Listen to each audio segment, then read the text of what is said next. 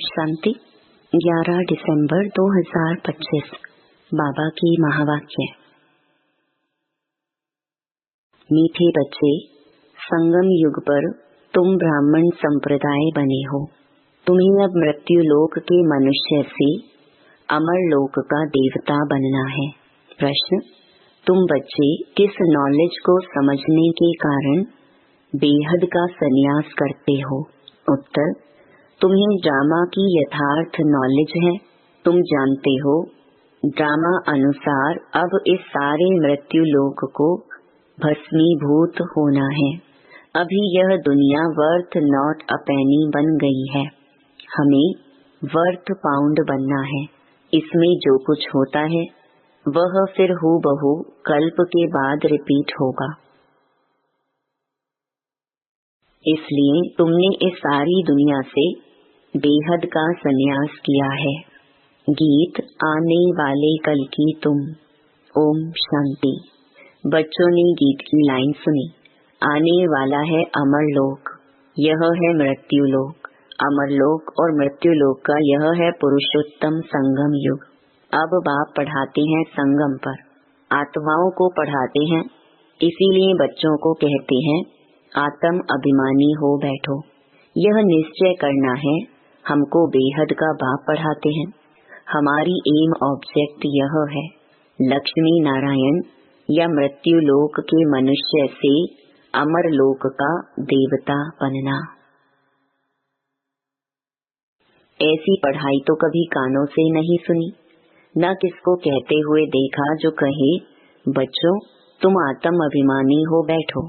यह निश्चय करो कि बेहद का बाप हमको पढ़ाते हैं। कौन सा बाप? बेहद का बाप निराकार शिव। अभी तुम समझते हो हम पुरुषोत्तम संगम युग पर हैं। अभी तुम ब्राह्मण संप्रदाय बने हो, फिर तुमको देवता बनना है। पहले शूद्र संप्रदाय के थे। बाप आकर पत्थर बुद्धि से पारस बुद्धि बनाते हैं। पहले सतो प्रधान पारस बुद्धि थे, अब फिर बनते हैं। ऐसे नहीं कहना चाहिए कि सतयुग के मालिक थे। सतयुग में विश्व के मालिक थे। फिर 84 जन्म ले सीढ़ी उतरते उतरते सतो प्रधान से सतो रजो तमो में आए हैं। पहले सतो प्रधान थे तो पारस बुद्धि थे, फिर आत्मा में खाद पड़ती है। मनुष्य समझते नहीं। बाप कहते हैं तुम कुछ नहीं जानते थे, ब्लाइंड फेथ था। सिवाय जानने की किसकी पूजा करना व याद करना, उसको ब्लाइंड फेथ कहा जाता है।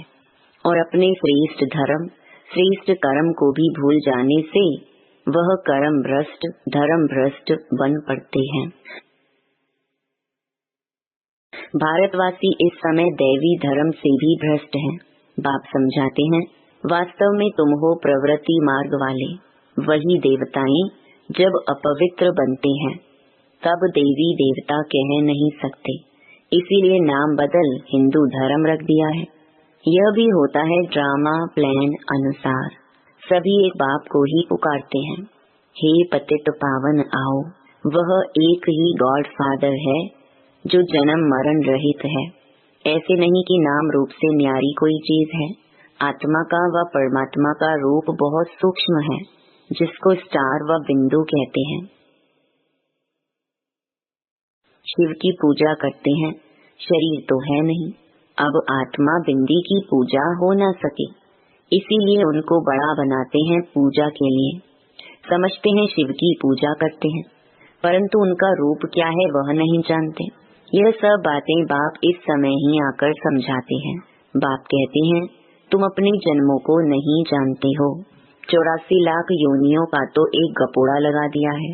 अब बाप तुम बच्चों को बैठ समझाते हैं। अभी तुम ब्राह्मण बने हो, फिर देवता बनना है। कलयुगी मनुष्य हैं शूद्र। तुम ब्राह्मणों की एम ऑब्जेक्ट है मनुष्य से देवता बनने की। यह मृत्यु लोक पतित दुनिया है। नई दुनिया वह थी जहाँ यह देवी देवताएं राज्य करते थे। एक ही इनका राज्य था। यह सारे विश्व के मालिक थे। अभी तो तमो प्रधान दुनिया है। अनेक धर्म है। यह देवी देवता धर्म प्रलोप हो गया है। देवी देवताओं का राज्य कब था, कितना समय चला, यह वर्ल्ड की हिस्ट्री ज्योग्राफी कोई नहीं जानते। बाप ही आकर तुमको समझाते हैं। यह है गॉड फादरली वर्ल्ड यूनिवर्सिटी, जिसकी एम ऑब्जेक्ट है अमर लोक का देवता बनाना। इनको अमर कथा भी कहा जाता है। तुम इस नॉलेज से देवता बन काल पर जीत पाते हो। वहाँ कभी काल खा नहीं सकता, मरने का वहाँ नाम नहीं। अभी तुम काल पर जीत पहन रहे हो ड्रामा के प्लान अनुसार। भारतवासी भी 5 वर्ष या 10 वर्ष का प्लान बनाते हैं ना। समझते हैं हम राम राज्य स्थापन कर रहे हैं। बेहद के बाप का भी प्लान है राम राज्य बनाने का। वह तो सब है मनुष्य। मनुष्य तो राम राज्य स्थापन कर न सके। राम राज्य कहा ही जाता है सतयुग को। इन बातों को कोई जानते नहीं है। मनुष्य कितनी भक्ति करते हैं, जिस्मानी यात्राएं करते हैं। दिन अर्थात सतयुग त्रेता में इन देवताओं का राज्य था। फिर रात में भक्ति मार्ग शुरू होता है। सतयुग में भक्ति नहीं होती है। ज्ञान, भक्ति, वैराग्य, यह बाप समझाते हैं। वैराग्य 2 प्रकार का है। एक है हठ योगी निवृत्ति मार्ग वालों का। वह घर बार छोड़ जंगल में जाते हैं। अब तुमको तो बेहद का संन्यास करना है, सारे मृत्यु लोक का। बाप कहते हैं यह सारी दुनिया भस्मीभूत होने वाली है। ड्रामा को बहुत अच्छी रीति समझना है। जो मिसल टिक टिक होती रहती है। जो कुछ होता है फिर कल्प 5000 वर्ष बाद हूबहू रिपीट होगा। इसको बहुत अच्छी रीति समझकर बेहद का संन्यास करना है। समझो कोई विलायत जाते हैं, कहेंगे वहाँ हम यह नॉलेज पढ़ सकते हैं। बाप कहते हैं हाँ, कहाँ भी बैठ तुम पढ़ सकते हो। इसमें पहले 7 रोज का कोर्स लेना पड़ता है। बहुत सहज है। आत्मा को सिर्फ यह समझना होता है। हम सतो प्रधान विश्व के मालिक थे, तब सतो प्रधान थे, अब तमो प्रधान बन गए हैं। 84 जन्मों में बिल्कुल ही वर्थ नॉट अ पेनी बन पड़े हैं। अब फिर हम पाउंड कैसे बने। अब कलयुग है, फिर जरूर सतयुग होना है। बाप कितना सिंपल समझाते हैं। 7 दिन का कोर्स समझना है। कैसे हम सतो प्रधान से तमो प्रधान बने हैं। काम चिता पर बैठ तमो प्रधान बने हैं। अब फिर ज्ञान चिता पर बैठ सतो प्रधान बनना है। वर्ल्ड की हिस्ट्री ज्योग्राफी रिपीट होती है, चक्कर फिरता रहता है ना। अभी है संगम युग, फिर सतयुग होगा। अभी हम कलयुगी विशेष बने हैं, सो फिर सतयुगी वाइसलेस कैसे बने। उसके लिए बाप रास्ता बताते हैं, पुकारते भी हैं हमारे में कोई गुण नहीं है। अब हमको ऐसा गुणवान बनाओ। जो कल्प पहले बने थे उन्हों को ही फिर बनना है। बाप समझाते हैं पहले पहले तो अपने को आत्मा समझो। आत्मा ही एक शरीर छोड़ दूसरा लेती है। अभी तुमको देही अभिमानी बनना है। अभी ही तुम्हें देही अभिमानी बनने की शिक्षा मिलती है। ऐसे नहीं तुम सदैव देही अभिमानी रहेंगे। नहीं, सतयुग में तो नाम शरीर के रहते हैं। लक्ष्मी नारायण के नाम पर ही सारी कारोबार चलती है।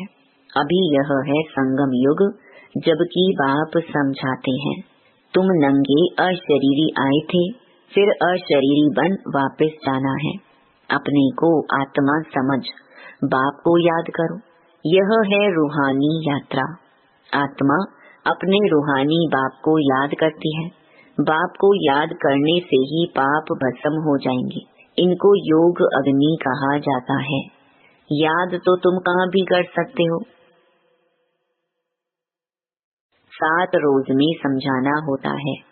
यह सृष्टि चक्र कैसे फिरता है, कैसे हम सीढ़ी उतरते हैं। अब फिर इस एक ही जन्म में चढ़ती कला होती है। विलायत में बच्चे रहते हैं, वहाँ भी मुरली जाती है। यह स्कूल है ना। वास्तव में यह है गॉड फादरली यूनिवर्सिटी। गीता का ही राजयोग है। परंतु श्री कृष्ण को भगवान नहीं कहा जाता। ब्रह्मा विष्णु शंकर को भी देवता कहा जाता है।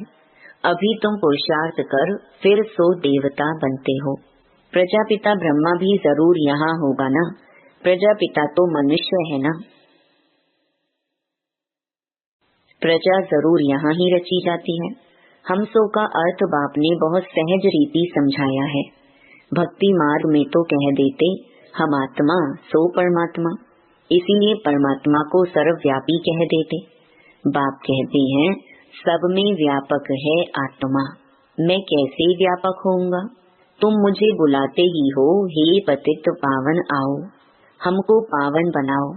निराकार आत्माएं सब आकर अपना अपना रथ लेती हैं। हर एक अकाल मूर्त आत्मा का तख्त है यह। तख्त कहो अथवा रथ कहो, बाप को तो रथ है नहीं। वह निराकार ही गाया जाता है। न सूक्ष्म शरीर है न स्थूल शरीर है। निराकार खुद रथ में जब बैठे तब बोल सके। रथ बिगर पतितों को पावन कैसे बनाएंगे? बाप कहते हैं मैं निराकार आकर इनका लोन लेता हूँ, टेम्परेरी लोन लिया है। इनको भाग्यशाली रथ कहा जाता है। बाप ही सृष्टि के आदि मध्य अंत का राज बताए तुम बच्चों को त्रिकालदर्शी बनाते हैं, और कोई मनुष्य यह नॉलेज जान नहीं सकते। इस समय सब नास्तिक हैं, बाप आकर आस्तिक बनाते हैं।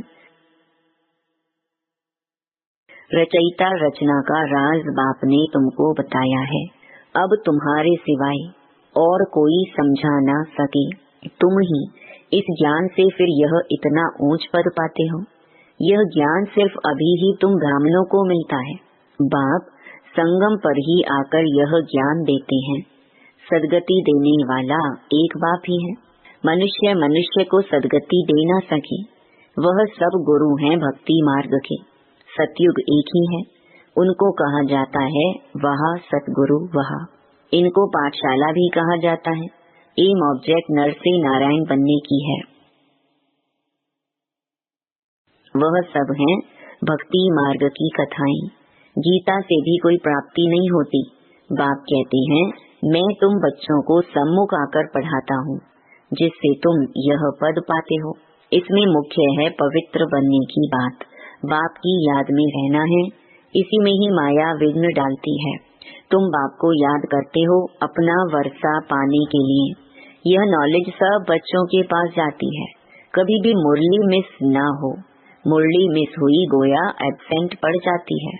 मुरली से कहाँ भी बैठे रिफ्रेश होते रहेंगे। श्रीमत पर चलना पड़े। बाहर में जाते हैं तो बाप समझाते हैं पवित्र जरूर बनना है, वैष्णव होकर रहना है। वैष्णव भी दो प्रकार के होते हैं। वैष्णव वल्लभाचारी भी होते हैं, परंतु विकार में जाते हैं। पवित्र तो है नहीं। तुम पवित्र बन विष्णु वंशी बनते हो, वहाँ तुम वैष्णव रहेंगे, विकार में नहीं जाएंगे। वह है अमरलोक, यह है मृत्युलोक। यहाँ विकार में जाते हैं। अभी तुम विष्णुपुरी में जाते हो, वहाँ विकार होता नहीं। वह है वाइसलेस वर्ल्ड। योगबल से तुम विश्व की बादशाही लेते हो। वह दोनों आपस में लड़ते हैं, माखन बीच में तुमको मिलता है। तुम अपनी राजधानी स्थापन कर रहे हो। सभी को यही पैगाम देना है। छोटे बच्चों का भी हक है। शिव बाबा के बच्चे हैं ना, तो सबका हक है। सबको कहना है अपने को आत्मा समझो। माँ बाप में ज्ञान होगा तो बच्चों को भी सिखाएंगे। शिव बाबा को याद करो, सिवाय शिव बाबा के दूसरा ना कोई। एक की याद से ही तमो प्रधान से सतो प्रधान बन जाएंगे। इसमें पढ़ाई बहुत अच्छी चाहिए। विलायत में रहते भी तुम पढ़ सकते हो। इसमें किताब आदि कुछ भी नहीं चाहिए। कहाँ भी बैठे तुम पढ़ सकते हो, बुद्धि से याद कर सकते हो। यह पढ़ाई इतनी सहज है। योग अथवा याद से बल मिलता है। तुम अभी विश्व का मालिक बन रहे हो। बाप राजयोग सिखाकर पावन बनाते हैं। वह है हठ योग, यह है राजयोग। इसमें परहेज बहुत अच्छी रीति चाहिए। इन लक्ष्मी नारायण जैसा सर्वगुण संपन्न बनना है ना। खान पान की भी परहेज चाहिए। और दूसरी बात, बाप को याद करना है तो जन्म जन्मांतर के पाप कट जाएंगे। इसको कहा जाता है सहज राजयोग। राजाई प्राप्त करने के लिए अगर राजाई ना ली तो गरीब बन जाएंगे। श्रीमत पर पूरा चलने से श्रेष्ठ बनेंगे। भ्रष्ट से श्रेष्ठ बनना है, उसके लिए बाप को याद करना है। कल्प पहले भी तुमने ही यह ज्ञान लिया था जो फिर अब लेते हो। सतयुग में और कोई राज्य नहीं था, उसको कहा जाता है सुख धाम। अभी यह है दुख धाम, और जहाँ से हम आत्माएं आई हैं वह है शांति धाम। श्री बाबा को वंडर लगता है दुनिया में मनुष्य क्या क्या करते हैं। बच्चे कम पैदा हो उसके लिए भी कितना माथा मारते रहते हैं। समझते नहीं यह तो बाप का ही काम है। बाप झट एक धर्म की स्थापना कर बाकी सब अनेक धर्मों का विनाश करा देते हैं एक धक से। वो लोग कितनी दवाइयाँ आदि निकालते हैं पैदाइश कम करने लिए। बाप के पास तो एक ही दवाई है, एक धर्म की स्थापना होनी है। वह समय आएगा सब कहेंगे यह तो पवित्र बन रहे हैं, फिर दवाई आदि की भी क्या दरकार है। तुमको बाबा ने ऐसी दवाई दी है मन मना भव की, जिससे तुम 21 जन्मों के लिए पवित्र बन जाते हो। अच्छा, मीठे मीठे सिकिलधे बच्चों प्रति माता पिता बाप दादा का याद प्यार और गुड मॉर्निंग।